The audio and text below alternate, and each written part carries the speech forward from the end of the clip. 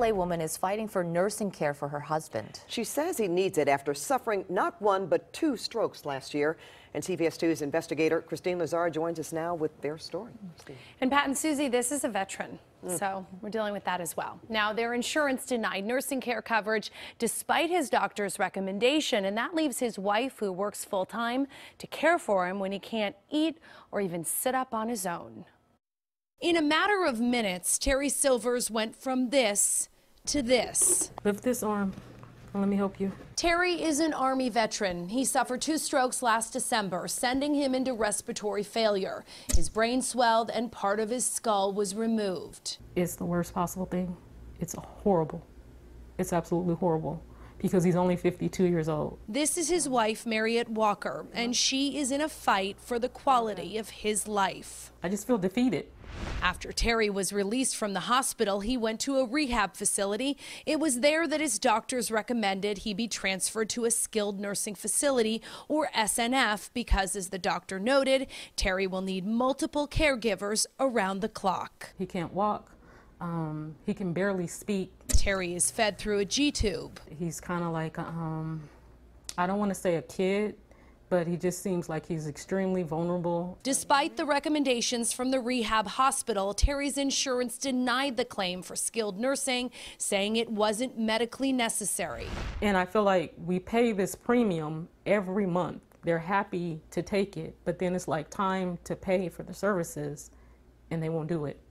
I just don't know what else to do. In the denial letter, Blue Cross Blue Shield of Alabama writes that Terry was unlikely to benefit from more therapy due to a documented lack of progress. Terry, we're gonna walk. But before Terry left rehab, Mariette took videos of him taking steps and working out with physical therapists. So he can learn these things, but it has to be continuous.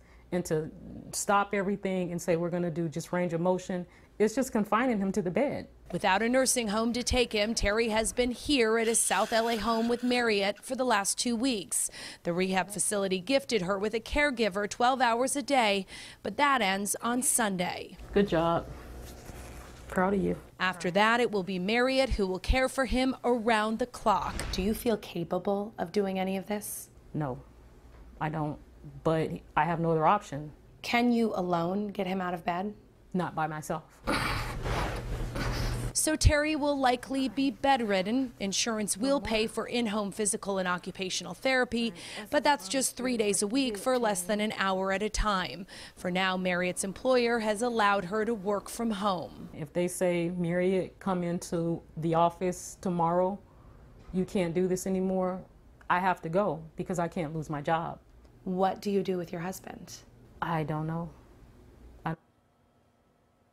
Now, 2 on Your Side contacted Blue Cross Blue Shield of Alabama, that's his employer insurance, and they refused to talk to us about any specifics of Terry's case, despite the family's willingness to sign a release form.